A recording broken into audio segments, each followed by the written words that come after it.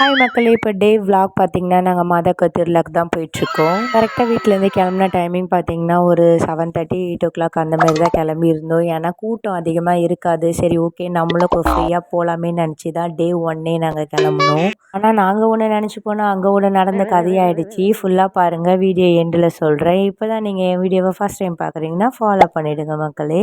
தென் வழியில போகும்போது நெறைய கடை இருந்தது. எந்த கடையில நின்னு எந்த பொருள் வாங்குறதுன்னே தெரியாத அளவுக்கு ஒரு கன்ஃப்யூஸாவே இருக்கும்.